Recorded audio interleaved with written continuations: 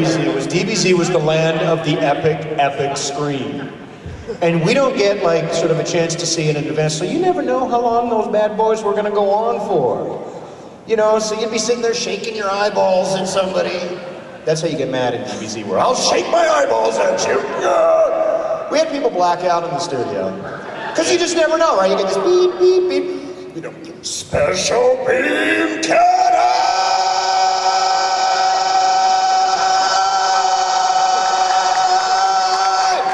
You're looking and say, okay, it comes away, then all of a sudden it's back on screen, it's still, go! You know, it's like the Leopold thing and that.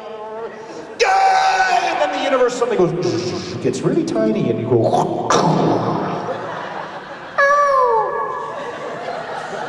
and oddly enough, big Majin Buu, and those big, when Majin Buu got really PO'd, it was sometimes a bit of a, there's just not enough air, you know, in the tanks. And that little pinched voice probably didn't help very much either.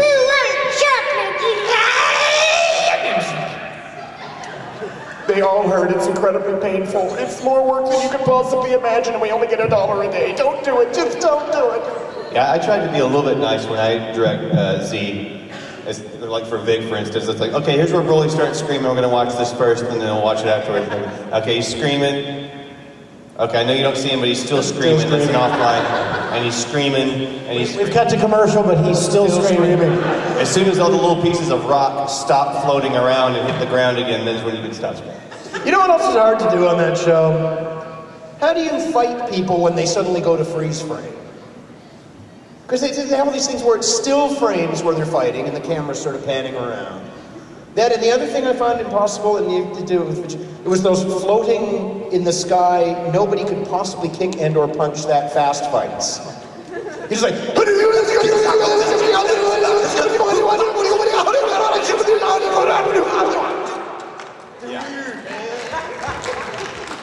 yeah, I've heard pro and con on that. The con, I think, you know, well, how else would that sound if it didn't sound like that? I mean, Gohan can't even see it. Yeah. How can you hear it? You know what the weirdest sound you ever get asked to make in cartoons? And this happened to me years ago. Back, you know, when cartoons were still violent the way they were supposed to be. Yeah.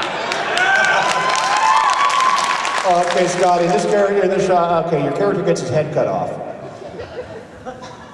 What sound do you make? Is the sound I would make. And the conversation. We have another question. Yes. Hi, my name is Amber. Hi, Amber! Hi! First of all, I would like to say you're all incredible voice actors, and I wish I could do that. Hey, we love you, Amber! I love you too! I love you, Amber! Yeah! Love you more! Anyway, my question for you is, taking into account the amount of screaming and or punching and or fighting prevalent in Dragon Ball Z, have any of you ever A, passed out, B, nearly passed out, or C, busted a blood vessel during one of those screamings? We can start with Vic. Does it have to be our own blood vessel? I'd like to see a show of hands. How many of you know what the flesh from the inside of your throat tastes like? That's all I can say. No, I've never passed out. I've heard the tales. I've heard that people have, and I'm glad I'm not one of them. But, you know, just the pain that comes from just ripping. A couple of times in some of the past cons when we've talked about this, we've taken volunteers from the audience who think that they've basically, you know, got the chops to pull off the power-up yells, and so I think we kind of did this little test where they would come up on stage and they would, what, 30 seconds maybe, you know, scream for 30 seconds. Easy, right? you'd get a kick out of some of the things that you'd see. Most of them can't make it at 15. Yeah. It's only been 10 seconds? As far as passing out, let's see, what was it? Blood vessel, pass out, and what else? Almost pass out. I never have, for Baby, which was probably the biggest fighter character that I had, he had 2 or 3 huge power-ups, and everything else was kind of your standard fighting. Whenever Bevins was nice enough, like I was talking about before, whenever something huge was coming up, it's like, okay, it's this long, and start, and and 40 seconds later, yeah, that's where it's over. So I can like plan it out in my head, like, okay, here's this shot, I'm almost done, and just don't give up, don't give up, don't give up, or you have to do it again, stop. As far as like the takes and stuff like that, the big last biggest bad one I had, I just told them to turn everything down as far as they possibly could while still being able to record me because I wasn't going to do it twice. I was just going to scream until blood came out, and that was your one take. So, but I have been around where Justin Cook, who did Superboo, I believe. There's a recording of him that we still have up there where you hear him going, "Ah!"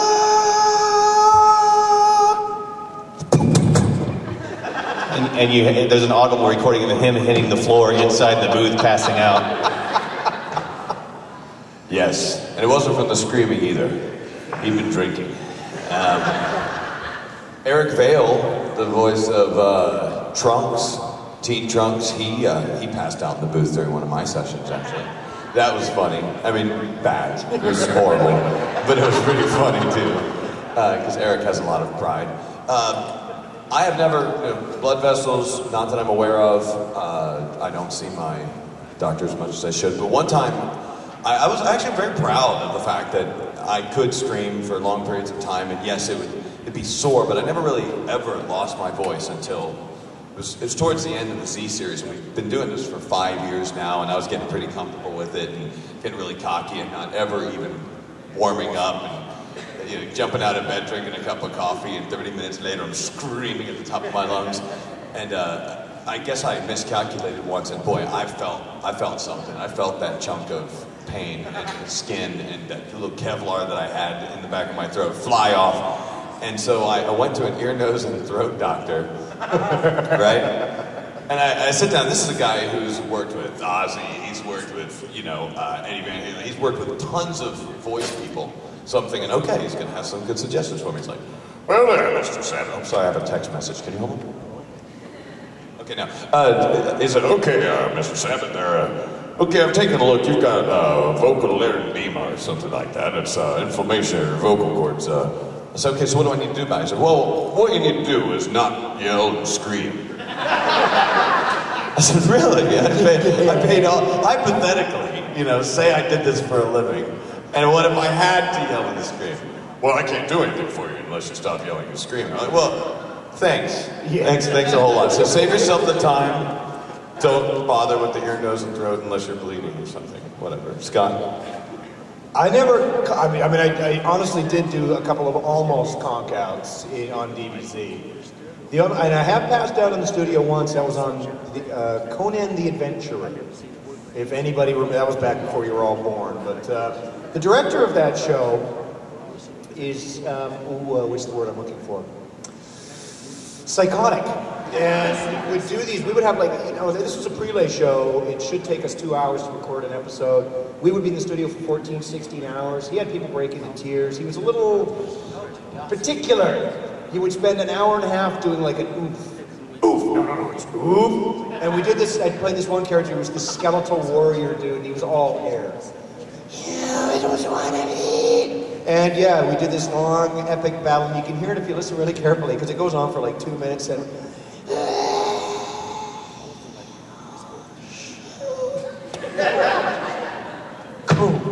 And yeah, it's a weird feeling, because the universe suddenly goes... turns into a little tunnel, and then you just go away. There's no punchline to this story, I don't know.